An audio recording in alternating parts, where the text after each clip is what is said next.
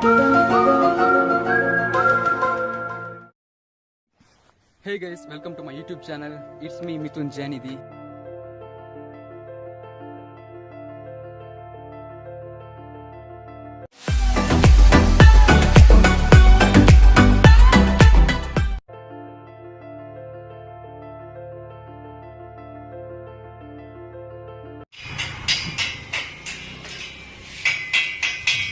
ಇಲ್ಲಿ ನಮ್ಮೊಂದಿಗೆ ಇಲ್ಲಿ ಪ್ರಕೃತಿ ಮ್ಯಾನೇಜರ್ ಆಗಿರುವಂತಹ ಮತ್ತು ಓನರ್ ಆಗಿರುವಂತಹ ಶ್ರೀನಾಥ್ ಇದ್ದಾರೆ. ನಾವು ಅವರಿಗೆ ಮಾತಾಡ್ತಿದ್ದೇವೆ. ಸರ್, ಈಗ ಮಷಿನ್ಸನ್ನು ಮಾಡಿಕೊಡ್ತಿದ್ದೀವಿ. ಹೇಗೆ ಎಷ್ಟು ಜನಕ್ಕೆ ಒಂದು ಸಮಯದ ಒಂದು ತಿಂಗಳಲ್ಲಿ ಎಷ್ಟು ಜನಕ್ಕೆ ಪ್ರೊವೈಡ್ ಮಾಡ್ತೀವಿ? ಆರ್ಡರ್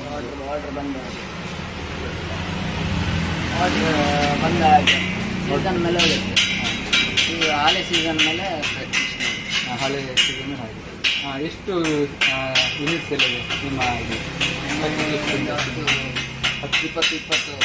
ಯೂನಿಟ್ಸ್ ಇದೆ.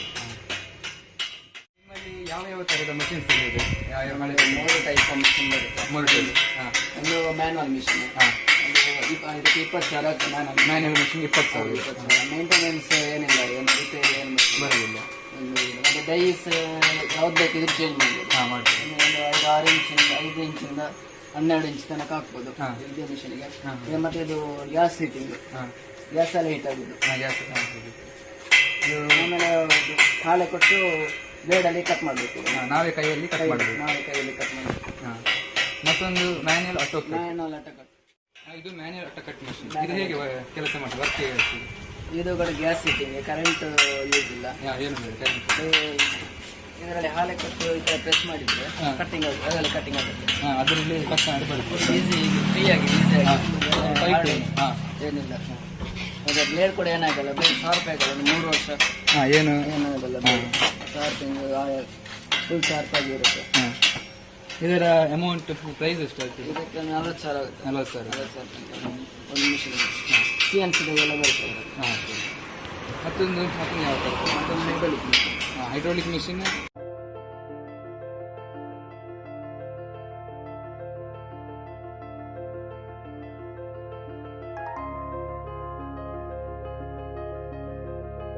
ಅದು ಹೇಗೆ ಕೆಲಸ ಆಗ್ತದೆ? ಅದರಲ್ಲಿ 5 ಡೈಸ್ ಬೇಕು ಒಂದು ಲೇಬರ್. ಅದು ಸಿಂಗಲ್ ಫೇಸ್ ಅಂದರೆ 1 HP ಬರುತ್ತೆ. 3 ಫೇಸ್ ಅಂದರೆ 3 HP. ಅದರಲ್ಲಿ ಕೂಡ gas heating, current heating, gas heating ಒಂದು ದಿನಕ್ಕೆ 2,000 ತನಕ ಹೊಡಿಬೋದು. ಒಂದು ಲೇಬರ್ಗೆ 1,50,000 ತನಕ ಹೊಡಿಬೋದು. ಪ್ಲೇಟ್ ಹೊಡಿಬೋದು. ನಿಮ್ಮ ಇಲ್ಲಿ ಫ್ಯಾಕ್ಟರಿಗೆ ಹೇಗೆ ಕರೆಂಟ್ ಸಪ್ಲೈ ಎಷ್ಟು ಬೇಕಾಗ್ತದೆ? ನಮ್ಮದು ಈಗ ಪವರ್ ಕರೆಂಟ್ ಸ್ಯಾಂಕ್ಷನ್ ಆಗಲಿಲ್ಲ. ನಾವು ಫುಲ್ ಸೋಲಾರ್ ವರ್ಕಲ್ಲಿ ಮಾಡೋದು. ಇದು ಸೋಲಾರ್. ಹೌದು, ವೆಲ್ಡಿಂಗ್, ಲೇತ್ ವರ್ಕ್ ಎಲ್ಲ ಸೋಲಾರ್ ವರ್ಕಿಂಗ್. ಕರೆಂಟ್ ಸ್ಯಾಂಕ್ಷನ್ ಆಗಲಿಲ್ಲ. ಅಂದರೆ ಸೋಲಾರಲ್ಲಿ ಎಲ್ಲ ಕೆಲಸ ಮಾಡ್ತೀವಿ. ಎಷ್ಟು ಸಮಯ ಬರ್ತದೆ? ಅಂದರೆ ಈಗ ಮಳೆ ಬರ್ತಿದ್ರೆ ಮೋಡ ಏನು ಪ್ರಾಬ್ಲಮ್ ಬರಲಿಲ್ಲ. ಸೊ ಈ ಡೈಸ್ ಎಲ್ಲ ನೀವು ಮ್ಯಾನುಫ್ಯಾಕ್ಚರಿಂಗ್ ಮಾಡ್ತೀವಿ. ಹೇಗೆ ಅದು ಮ್ಯಾನುಫ್ಯಾಕ್ಚರಿಂಗ್ ಮಾಡೋದು? ಮ್ಯಾನುಫ್ಯಾಕ್ಚರಿಂಗ್ ಮಾಡಿದ್ದೇವೆ. ಅಲ್ಯೂಮಿನಿಯಂ ಮೆಟಲ್ಸ್ ಅಂತ ನಾವು ಲೇಟಲ್ಲಿ ವರ್ಕ್ ಮಾಡ್ತೀವಿ. ಯಾವ ಸೈಜ್ ಬೇಕು? 3 ಇಂಚು, 4 ಇಂಚು, 5 ಇಂಚು, 10 ಇಂಚು ರೌಂಡ್ಸ್ ಎಲ್ಲ ನಾವು ಮಾಡ್ತೇವೆ. ಸ್ಕ್ವೇರ್ ಎಲ್ಲ ಬೇಕಿದ್ರೆ CNC ಮಾಡ್ತೀವಿ. ಅದು ಡೆಮೋ ತೋರಿಸ್ಬೋದು.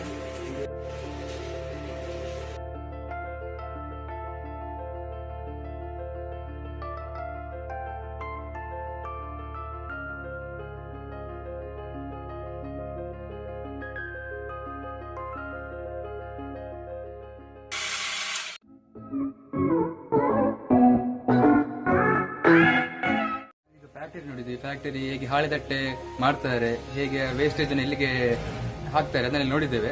ಈಗ ನಮ್ಮೊಂದಿಗೆ ಫ್ಯಾಕ್ಟರಿಯ ಓನರ್ ಆಗಿರುವಂಥ ಮ್ಯಾನೇಜಿಂಗ್ ಡೈರೆಕ್ಟರ್ ಆಗಿರುವಂಥ ಶ್ರೀಕಾಂತ್ ಬಡಿಕೆಯಲ್ಲಿದ್ದಾರೆ. ನಾವು ಅವರೊಂದಿಗೆ ಸಂದರ್ಶನ ನಡೆಸ್ತಿದ್ದೇವೆ. ಕಂಪನಿ ಅಂದರೆ ಈಗ ಫ್ಯಾಕ್ಟರಿ ಹೇಗೆ ಯಾರು ಶುರು ಮಾಡಿದ್ದು ಮೊದಲು ನಡೆಸ್ತಾ ಬಂದು? ಅಂದರೆ ಫ್ಯಾಕ್ಟರಿಯನ್ನು 1997ರಲ್ಲಿ ತಂದೆಯವರು ಸ್ಟಾರ್ಟ್ ಮಾಡಿದ್ರು. ಮತ್ತೆ ಹೇಗೆ ನಡೆಸ್ತಾ ಬಂದದ್ದು ಅವರು ಆವಾಗ ಇನ್ವೆಸ್ಟ್ಮೆಂಟ್ ಇರಲಿಲ್ಲ. ಆದರೆ ಬ್ಯಾಂಕಲ್ಲಿ ಲೋನ್ ಮಾಡಿಬಿಟ್ಟು ಒಂದು ಮಿಷಿನ್ ತಗೊಂಡು ಬಂದು ಮತ್ತೆ ಸ್ಟಾರ್ಟ್ ಮಾಡಿದ್ರು. ಅದು ಮಾರ್ಕೆಟ್ ಏನು ಇರಲಿಲ್ಲ. ಯಾರು ಐಡಿಯಾ ಕೊಟ್ಟರು ಹೀಗೆ ಮಾಡ್ಬೋದು? ಯಾವಾಗ ಕೆಲಸ ಏನಾದರೂ ಮಾಡೋಣ, ಉದ್ಯೋಗ ಮಾಡೋಣ ಅಂತ ಹೇಳ್ಬಿಟ್ಟು ಅದು ಪೇಪರಲ್ಲಿ ಒಂದಿತ್ತು, ಸುಳ್ಯದಲ್ಲಿ ಒಬ್ರು ಮಾಡ್ತಾ ಇದ್ದಾರೆ. ಅದನ್ನು ನೋಡಿಬಿಟ್ಟು ಅವರು ಅಲ್ಲಿಗೆ ಹೋಗ್ಬಿಟ್ಟು ನೋಡಿ ಮತ್ತೆ ಮೆಷಿನ್ಗೆ 15,000 ಆಗಿತ್ತು. ಅದನ್ನು ಲೋನ್ ಮಾಡಿದ್ರು. ಸ್ಟಾರ್ಟ್ ಮಾಡಿದ್ದು. ಯಾರೆಲ್ಲ ಅಂದರೆ ಸಪೋರ್ಟಿವ್ ಆಗಿದ್ದರೆ ಮನೆಯಲ್ಲಿ? ಸಪೋರ್ಟಿವ್ ಆಗಿ ಅಂತಂದರೆ ಮನೆಯಲ್ಲಿ ಮೊದಲು ಎಲ್ಲರೂ ಬೇಡ, ಯಾರು ಪರಿಚಯ ಇರಲಿಲ್ಲ, ಅದರಿಂದ ಎಲ್ಲರೂ ಬೇಡ, ಇದು ವರ್ಕೌಟ್ ಆಗಿತ್ತಿಲ್ಲ ಹಾಗೆ ಹೀಗೆ ಅಂತ ಹೇಳ್ತಾಯಿದ್ರು. ಸಪೋರ್ಟಿವ್ ಆಗಿ ಅಮ್ಮ ಇದ್ದರು, ಮತ್ತು ಅಮ್ಮ ಮತ್ತು ಅಪ್ಪ ಅವರೇ ಮಾಡ್ತಾಯಿದ್ರು. ನಡೆಸ್ತಾ 4-5 ವರ್ಷ ಅವರೇ ಪ್ಲೇಟ್ ಮಾಡ್ತಾಯಿದ್ರು. ಬೇರೆ ಯಾರೂ ಇರಲಿಲ್ಲ, ಅಂದರೆ ಕೆಲಸಕ್ಕೆ ಬೇರೆ ಜನ ಇರಲಿಲ್ಲ. ಅಂದರೆ ಅವಾಗ ಮಾರ್ಕೆಟ್ ಕೂಡ ಇರಲಿಲ್ಲ. ವ್ಯಾಪಾರ ಆಗ್ತಿಲ್ಲ, ವ್ಯಾಪಾರ ಜಾಸ್ತಿ ಅಂದರೆ ಜೀವನಕ್ಕೆ ಎಲ್ಲ ಆಗ್ತಿತ್ತು. ನಿಮ್ಮ ಮನೆ ಖರ್ಚಿಗೆ, ಶಾಲೆ ಖರ್ಚಿಗೆಲ್ಲ ಆಗ್ತಿತ್ತು. ಮತ್ತೆ ನಿಮಗೆ ನೀವು ಯಾವಾಗಲೂ ಶುರು ಮಾಡಿದ್ದೀವಿ ಕೆಲಸ ಮಾಡಲಿಕ್ಕೆ? ಅಂದರೆ ನಾನು ಡಿಗ್ರಿ ಮುಗಿದ ಮೇಲೆ ಇದನ್ನ ಸ್ಟಾರ್ಟ್ ಮಾಡಿದ್ದೇನೆ. ತಂದೆ ವಿಷಯ ನೋಡ್ಕೊಂಡು ಅದನ್ನೇ ಮಾಡ್ಕೊಂಡು ಕಲಿತಿದ್ದೆ ನಾನು. ಅದರಲ್ಲಿ ಸ್ವಲ್ಪ ಇಂಟ್ರೆಸ್ಟ್ ಇತ್ತು ಜಾಸ್ತಿ, ಹಾಗಾಗಿ 2017ರಲ್ಲಿ ಸ್ಟಾರ್ಟ್ ಮಾಡಿದೆ ನಾನು. ನೀವು ಡಿಗ್ರಿ ಆದಮೇಲೆ ಬೇರೆ ಯಾವುದಕ್ಕೂ ಹೋಗಿ ಇದನ್ನೇ ಮಾಡಿದೆ. ಆವಾಗ ಒಂದು ಮಾರ್ಕೆಟ್ ಅಂದರೆ ಎಕ್ಸ್ಪೋರ್ಟ್ ಎಲ್ಲ ಏನಿರಲಿಲ್ಲ. ಅಂದರೆ ಹೀಗೆ ಕೊಯಮತ್ತೂರು, ಶಿವಮೊಗ್ಗ ಆ ಥರ ಎಲ್ಲ ಕೊಡ್ತಾ ಇದ್ದೀನಿ. ಇವಾಗ ಮತ್ತೆ ಎಕ್ಸ್ಪೋರ್ಟ್ ಏನಾದರೂ ಮಾಡೋಣ ಅಂತ ಹೇಳ್ಬಿಟ್ಟು ಎಲ್ಲ ಸ್ಟಾರ್ಟ್ ಮಾಡಿ ಇವಾಗ ಮಾರ್ಕೆಟ್ ಎಕ್ಸ್ಪೋರ್ಟ್ ಆಗ್ತದೆ. ಈಗ ಎಷ್ಟು ಜನ ಕೆಲಸಕ್ಕಿದ್ದಾರೆ? ಇವಾಗ 25 ಜನ ಇದೆ ಕೆಲಸಕ್ಕಿದ್ದಾರೆ.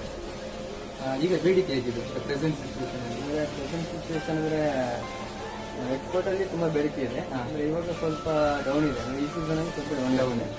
ಇನ್ನು ಡಿಸೆಂಬರ್ ನಂತರ ಒಳ್ಳೆ ಸೀಸನ್ ಇದೆ. ಹೇಗೆ ಅಂದರೆ ಬೆಳೆದ ಎಷ್ಟು ಸಮಯ ತಗೊಂಡು ನಿಮಗೆ ಬೆಳೆದ ಒಂದು? ಅಂದರೆ ಅದು 90 ಪ್ಲಾನ್ಗೆ ಅಂದರೆ ಇವಾಗ 23 ವರ್ಷ ಆಗ್ತದೆ. 23 ವರ್ಷ.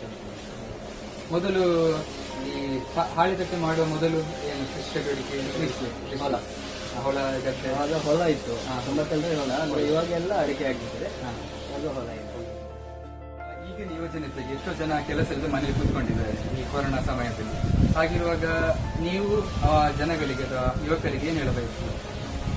ಅಂದರೆ ಇವಾಗ ಯುವಕರು ಊರಿಗೆ ಬಂದಿದ್ದಾರೆ. ಊರಲ್ಲಿ ಉದ್ಯೋಗ ಇಲ್ಲ ಅಂತಾರೆ, ಊರಲ್ಲಿ ಎಲ್ಲರಿಗೂ ಉದ್ಯೋಗ ಇದೆ.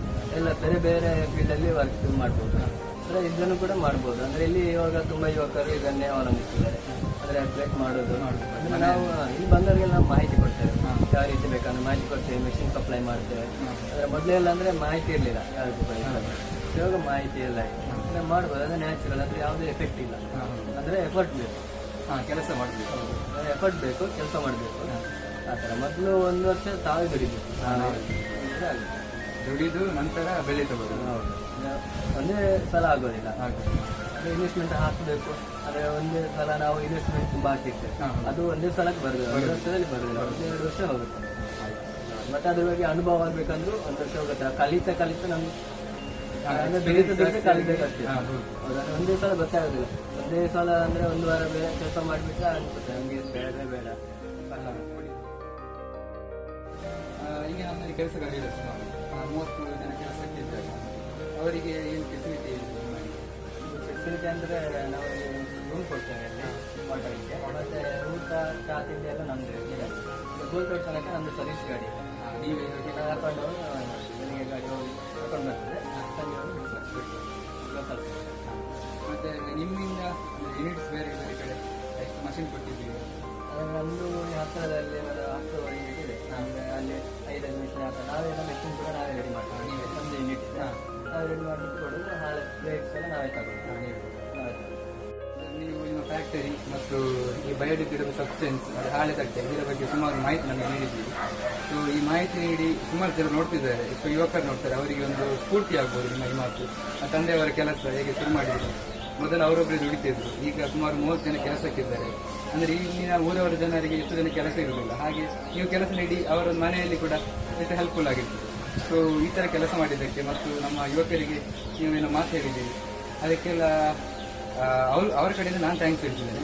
ಸೊ ನಮ್ಮೊಂದಿಗೆ ಇಷ್ಟು ಹೊತ್ತು ನಮ್ಮೊಂದಿಗೆ ಸ್ಪಂದಿಸಿದ್ದಕ್ಕೆ, ನಿಮ್ಮ ಬಹಳ ಮುಖ್ಯವಾದ ಸಮಯವನ್ನು ಕಳೆಯೋದಕ್ಕೆ ಸರ್ ನಿಮಗೆ ಸುಮಾರು ಧನ್ಯವಾದಗಳು. Thank you.